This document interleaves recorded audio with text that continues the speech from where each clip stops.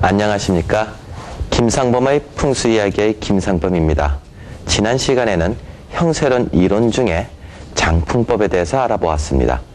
오늘도 계속해서 좀 더 장풍법에 대해서 알아보는 시간을 갖도록 하겠습니다.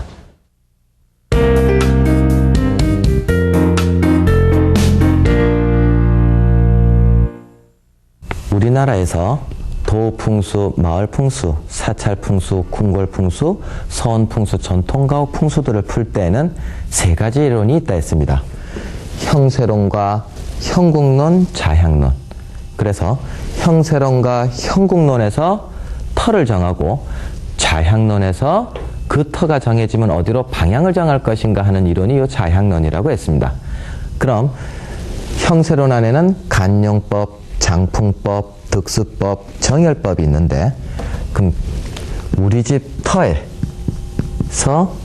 뒷산에서 들어오는 단 한 줄기가 어떻게 우리 집으로 산기운이 전해지고 있는가를 자세하게 면밀하게 찾아보는 것이 간용법이라 했고, 그 다음 주변에 어떠한 산들이 이렇게 잘 감싸고 있는가를 따지는 것을 장풍법, 그 다음 그 계곡 사이로 물이 흘러나가는 것을 관찰하는 법을 득수법, 물줄기에 의해서 산줄기가 오다가 여기에 막히게 됐다. 그럼 이 안에서 좋은 혈터가 정확히 어느 지점인가를 따지는 것이 정열법이라고 했습니다. 오늘 이 시간은 장풍법에 대해서 좀 더 알아보게 되겠는데, 그러면 장풍법에는 크게 뒷산, 앞산, 그 다음 좌측산, 우측산에 대해서 알아보는 사신사가 있다 했습니다. 뒤에 후현무산, 어떤 모양이어야 된다? 거북이가 수그린 듯이 산줄기를 부드럽게 내려줘라는 그런 산 모양이면 좋다 했고, 전주작은 앞산이 새가 날개를 펼치고 혈토로 날아들어오듯이 좋은 모양을 가지면 좋다 했습니다. 그러면 이 두 산의 관계에서 좋은 혈자리가 만들어지게 되는 것입니다. 나중에 좀 더 설명을 드리겠지만, 이 좌측룡 우백호는 이 모양을 단정하게 부드럽게 만들어주는 역할을 한다면, 후현무와 그 다음 전주작은 직접적으로 혈을 만들어주는 역할을 하게 되는 것입니다. 자, 그래서 이 후현무와 전주작을 어떻게 관찰하느냐? 그것을 결혈조건이라고 합니다.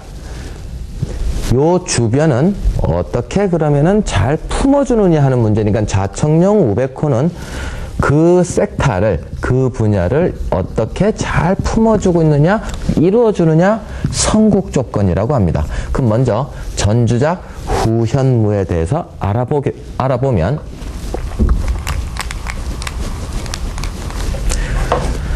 후현무산이 전주작 산보다는 등치가 좀 더 커야 합니다. 우리가 사랑방에서 예를 들어 보면, 사랑방에 앉아서 주인이 손님을 맞을 때 이 앞산이 더 크다면, 더 권세가 있고 더 힘이 있고 더 파워가 있는 사람이 온다 그러면 어떻게 해야 돼요? 사랑채 자기 자리를 내줘야 되잖아요. 그러니까 전주작이 후현무보단 커서는 안 된다는 것입니다.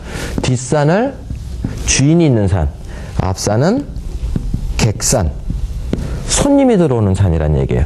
음량으로 따졌을 때, 이쪽이 자기가 밀리지 않고 전주작을 손님으로서 받아들일 수 있을 정도로 여기가 좋은 기운을 받으려면 후현무 뒷산이 더 크고 더 웅장하고 파워 있게 보여야 된다는 것입니다. 자, 그 다음 좌측룡과 우백호 이야기인데, 여기서 다시 한번 말씀드리겠습니다. 좌측룡은 어느 게 좌고 어느 게 우고 하는 말인데, 집 안에 사람이 이렇게 앉아 있습니다. 그러면 주인 입장에서 왼쪽 팔에 해당하는 곳이 좌청룡이고 주인 입장에서 우측 팔에 해당하는 곳이 우백호가 됩니다. 관찰자 입장에서 이러고 바라보면 좌우가 이쪽이 좌측이 되고 이쪽이 우측이 되는 것처럼 보이지만 누구 터입니까? 자기 터잖아요. 주인 입장에서 따졌을 때 이쪽을 바라본다면 좌측에가 좌청룡산, 우측이 우백호산이 됩니다. 그러면 이 좌청룡 우백호는 바깥에 거센기운이 막 돌고 있는데 그 거센기운이 우리 터 안으로 들어올 때는 어떻게 들어와야 된다? 산 하나를 넘어서 부드럽게 들어와서 이 터에 부드럽고 단정한 기운을 머금게 해줘라 하는 역할을 맡고 있는 게 좌청룡 우백호산이 됩니다. 그래서 좌청룡 우백호산은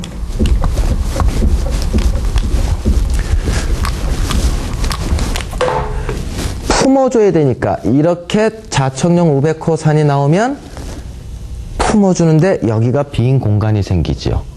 그래서 이거는 품어주는데 그렇게 이쁜 모양새는 아닙니다. 그 다음 어느 산이 주변 산이 이렇게 돼 있으면 더욱더 품어주지 못하는 산이 돼버립니다. 이쪽이 오히려 품어주는 산이 돼버립니다. 그래서 제일 바람직한 좌청룡 우백호 모양새는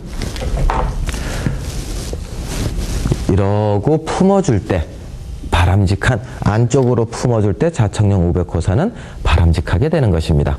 그리고 거기에 좌청룡산과 우백호산의 높이라든가 규모라든가 크기가 서로 비슷해야 됩니다. 그것이 한쪽은 너무 크고 한쪽은 또 너무 작으면 그것에 따른 또 피해가 생긴다고 하는 것입니다. 바란스가 중요하다는 얘기입니다. 아까 후연무에서는 어떤 바란스여야 된다 그랬습니까? 여기서는 뒷산이 더 크고 웅장해야 되고 앞산은 좀 작아야 된다 했는데 여기에서는 두 곳이 다 서로 비슷한 모양새면 가장 좋겠습니다. 행여 조금 차이가 나면 상관없지만 많이 차이 나는 것은 풍수적으로 하자가 있다 하겠습니다. 우백호산은 요만하고 좌청룡산이 이만하다. 이건 비율이 너무 차이가 나는 거죠. 그래서 반대도 마찬가지고요. 이게 조금 이렇게 요 정도 조금 차이 나는 거는 그래도 바람직한 편에 속하게 됩니다. 그리고 또 하나 좌청룡 우백호를 이야기하게 될 때 한 번씩 우리가 음량을 가지고 이야기를 하게 됩니다. 여기서 좌청룡산은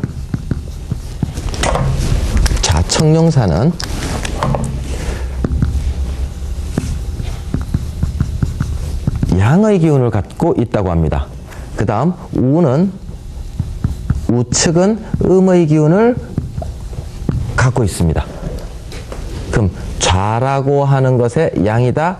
양은 곧 무엇을 의미한다? 남자를 의미하고 그 다음 우측은 음의 기운이므로 이쪽은 여자를 의미하게 됩니다. 그래서 좌청룡산이 빼어나고 멋지면 남자의 자손이 좀 더 좋은 일이 생긴다 하고 우백호의 산이 좋으면 여자의 기운이 좋아서 더 여자 쪽에서 좋은 일이 일어난다고 하는 것입니다. 거기에 재관을 따지게 되면 벼슬과 재물을 가지고 또 이야기를 하게 되면 이쪽은 귀를 의미하게 되고 그 다음 우측은 재물을 의미하게 됩니다. 그래서 좌청룡산이 좋으면 귀한 자손이 잘 나오고 그 다음 우백호산이 이쪽 산이 좋으면 재물이 번성하게 된다라고 이야기하게 되는 것입니다. 자, 한양에 대해서 잠시 알아보도록 하겠습니다.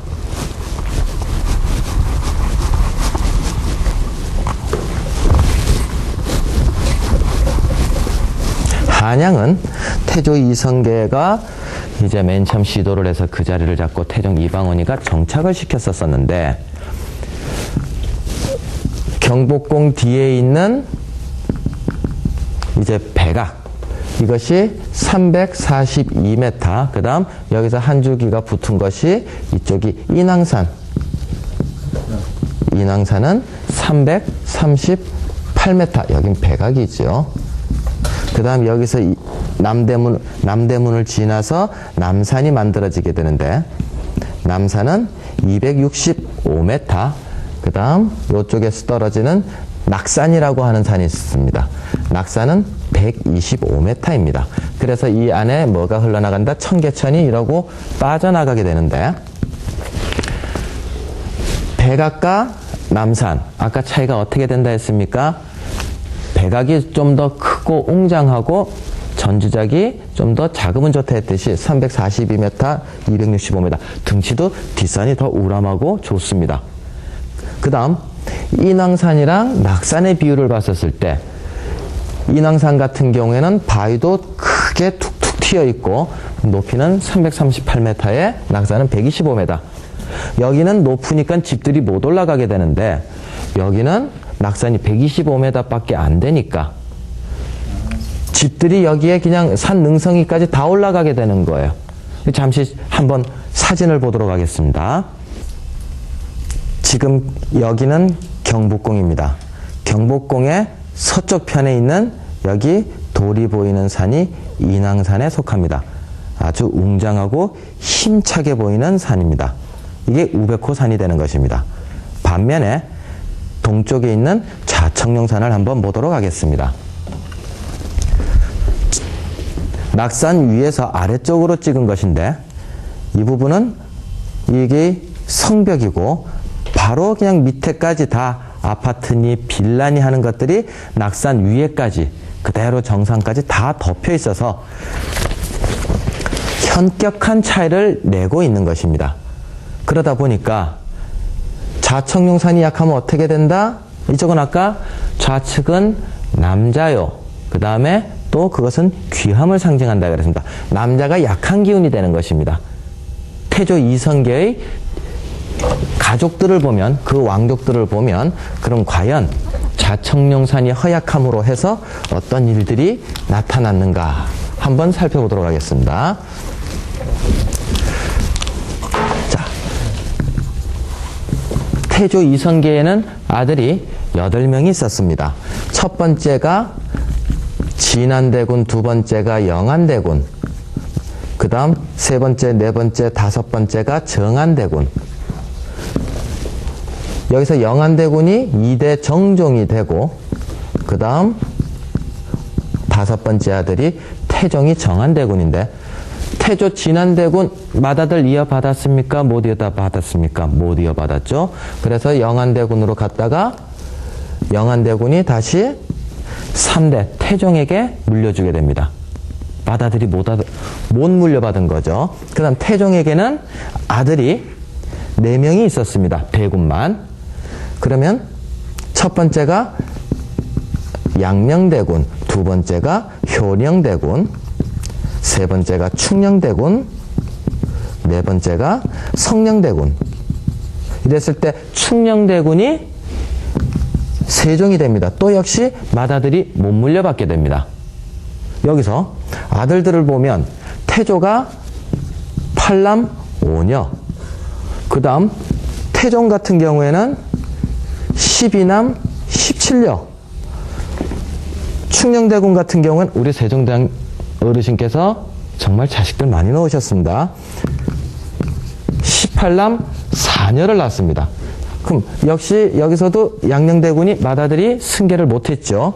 충녕대군이 이제 맞습니다. 자, 그러면 충녕대군 세종대왕에게는 또 아들이 또 쭉 있었는데, 그 중에 맏아들 문종이 올라가자마자 빨리 죽고, 단종이 또 맏아들이 바로 올라가자마자 죽게 됩니다.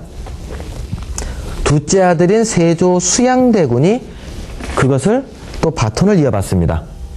왕이 이쪽으로 오는 거예요. 빨리 죽고 세조가 와서, 세조에게는 2명의 아들이 있었습니다. 하나는 왕세자까지 올라갔다가 요절한 의경세자가 있었고, 근데 요절을 해버리죠.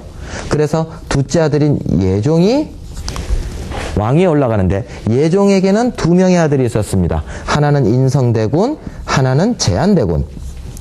근데 둘 다 왕위에 오르지 못하고, 의경세자의 둘째 아들 월산대군도 맏아들이라서 안 되고, 그 다음 자산대군이라고 하는 둘째 아들이 또 왕위에 올라가던 거예요. 이 사람이 누구냐? 9대 성종이 됩니다. 그래서 아까 백악살기와 뒤에 화강암이 튀어 있어서 후현무가 좀 살기가 있는데 거기에 자청령상까지 약해서 남자의 기운이 약하다 해서 자꾸 맏아들이 승계를 못하는 거예요. 그래서 9대 성종 때 창덕궁으로 이사를 가게 되는 것입니다. 그래서 풍수적으로 이렇게 왕의 계보를 한번 비유를 들어서 설명도 가능하다는 것입니다. 이 사진은 서울에 있는 동대문입니다.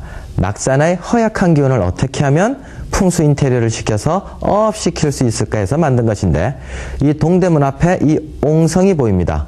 이것은 곧 뭐와 같다? 낙산이 좀 더 용다와라 해서 여의주 모양의 성을 쌓아서 낙산의 기운, 자청룡의 기운을 보강하려고 했던 것이고 다음 사진을 보면 동대문 현판이 흥인지문이라고 되어 있습니다. 여기서 일어날 흥자인데 흥자, 자청룡이 일어나라.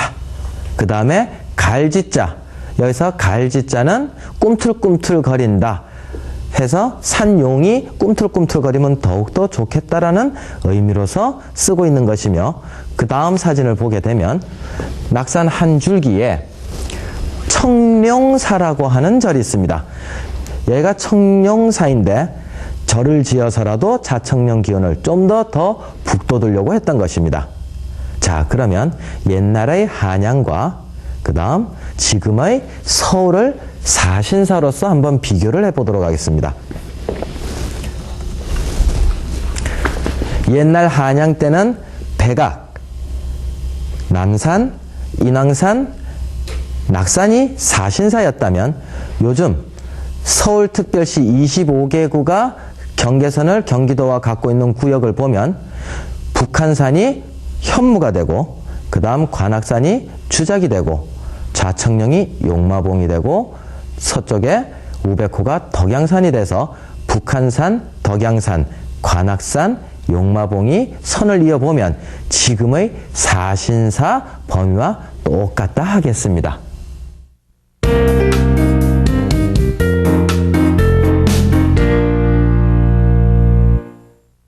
이번에는 장풍법 안에서 사신사라고 했던 것은 좀 전에 말씀드렸고 조신사라고 하는 것에 대해서 그리고 안산이라는 것에 대해서 말씀을 드리겠습니다. 조신사는 사신사 이외에 후현무, 전주작, 자청령, 우백호 그 외에 모든 보이는 눈에 보이는 산들을 다 말을 하는 것입니다. 그것이 아침에 신하가 혈자리의 주인을 또는 임금을 향해서 조아리는 듯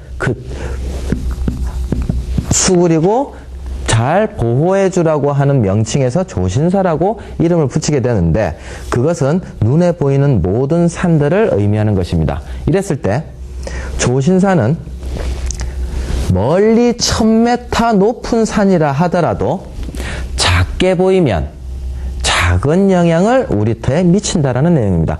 주변에 200m 밖에 안 되지만 그것이 가까이 있다면 낮더라도 빨리 거리상 가까이 있다면 빨리 미치고 그 다음 눈에 보이는 대로 이것은 작게 보이고 이것은 크게 보인다면 큰 것이 크게 영향을 미친다고 말을 하는 것입니다. 그러니까 밖에 있는 멀리 있는 산들이 비록 높다 하더라도 그것은 오는데 시간이 걸린다. 그래서 길흉을 논할 때도 늦게 좋은 일이건 나쁜 일이건 일어난다. 그 다음 크기가 앞에 거는 작다 하더라도 가까이 있고 크게 보이므로 우리 집에게 직접적인 영향을 준다라고 하는 것이 조신사와 사신사의 차이를 하겠습니다. 그러면 조신사 이외에 우리가 안산이라고 하는 것들을 이제 자주 접하게 되는데 이 안산은 무엇을 뜻하느냐 하면 한자로는 책상 한자가 됩니다. 책상 한자, 안산. 그래서 자청룡, 우백호, 후현무 앞에 이제 얘가 후현무 전주작입니다.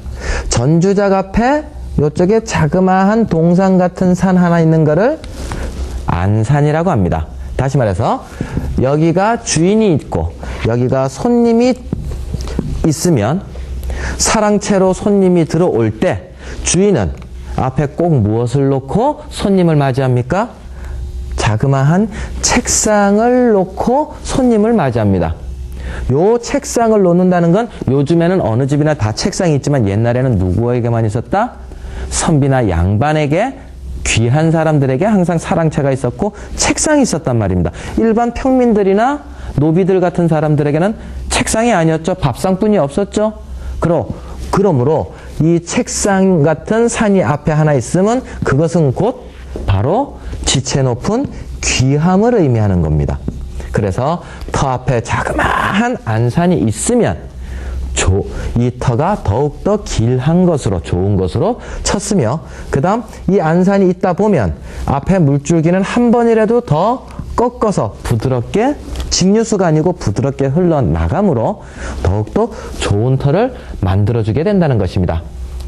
그래서 문화재들을 각기 보다 보면 안산들이 조금씩 이제 자그마한 동산들이 앞에 있는 것을 보게 됩니다. 어떤 것은 그 안산의 모양이 동그란 것도 있고, 그 다음에 이렇게 직사각형으로도 되어 있는데, 그것은 어쨌든 단정하고 좀 아름답게 보이고, 그렇게 보이면은 좋은 안산 모양의 형태가 됩니다. 다음 사진을 보겠습니다.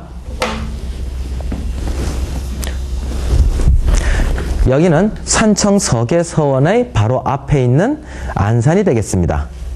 이 앞에, 돌담 앞에 있는 요 자그마한 산이 안산이 됩니다. 그것이 곧 책상을 의미하게 되고, 그 다음 사진을 보면 우리가 다음에 보게 되는 형국론이라고 하는 곳에서도 안산의 역할은 중요하게 보입니다. 자, 이 사진은 지금 잘 안 보이실 거예요. 제가 형국론으로 들어가서 다시 한번 보여드리긴 하겠습니다만은, 이 산은 호랑이가 엎드려 있는 산 모양새입니다. 여기가 머리고, 이만큼이 앞부분이 머리고, 그 다음 등짝이고, 그 다음 이 부분이 엉덩이 있는 부분이 됩니다. 그래서 등짝에서 머리를 이쪽으로 쭉 내리고 있는데, 그럼 호랑이 앞에 이 부분이 안산이 됩니다. 이 안산은 호랑이 앞에 먹이, 즉 개나 사슴으로 해당을 하므로 이 안산은 꼭 있어야 됩니다. 안산이 없어지면 호랑이는 날아가 버리므로, 달아나 버리므로 그 마을은 또 호랑이 기운을 못 받는다는 뜻입니다. 다음 사진을 보겠습니다. 여기는 부산 강서구에 있는 쥐 모양의 산입니다. 여기가 머리, 쥐머리, 쥐 앞발, 그 다음 쥐 뒷발, 쥐 엉덩이.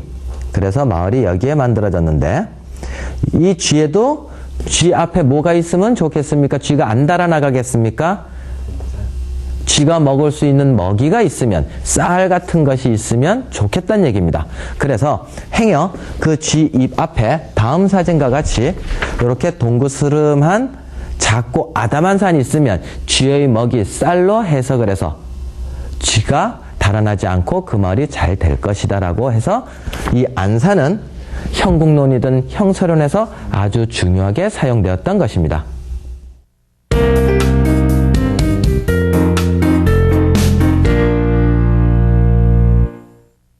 이번에는 이제 규봉이라고 하는 봉우리에 대해서 잠시 알아보도록 하겠습니다.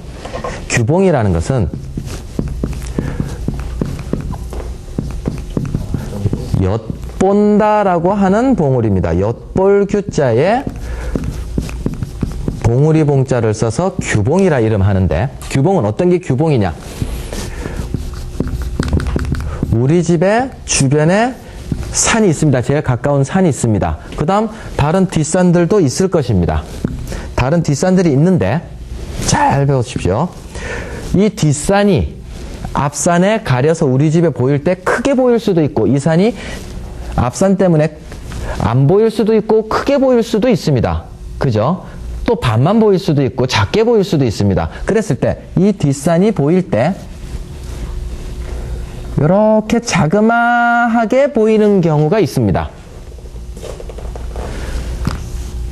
첫 번째 산에 가려서 두 번째 산이 요 뒤에 자그마하게 보이게 될 때 그것이 꼭 우리 집 담장 밖으로 이렇게 내다보는 것과 같은 그런 들여다보는 것 같은 도둑놈 봉우리다 해서 규봉이라 칭하는데 그 모양이 그래서 동구스름하게 이렇게 보이면 재물이 손상된다 그러고 요런 봉우리 앞에 날카롭게 돼 있으면 다친다라고 하는 그런 설이 있습니다.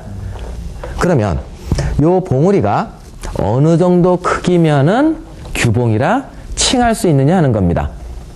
옛날 책에는 마루에 앉으면 안 보이고 일어서면은 보이는 정도의 작은 크기가 규봉이라 했는데 제가 관찰을 하고 돌아다녀 볼 때 보니까 그냥 대충 산 능선을 이러고 쭉 빨리 훑어볼 때는 안 보입니다.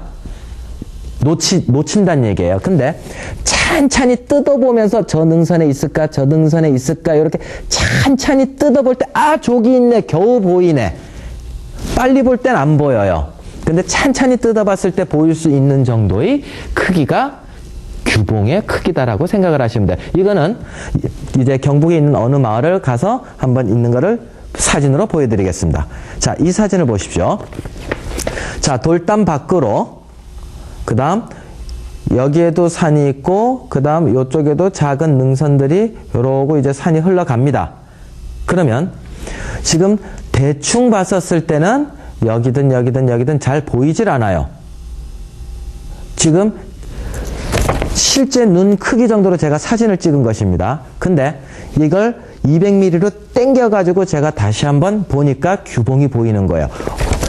이 사진에서 여기라고 말씀하시는 분도 있을 것이고 여기라고도 뒷봉우리가 보이므로 말씀하시는 분도 있으실 거예요. 자, 여기냐 여기냐 이렇게 말씀하시는 분이 있는데 진짜는 어디냐면은 이쪽 부분입니다. 이 부분을 사진으로 보여드리겠습니다. 잘 보십시오.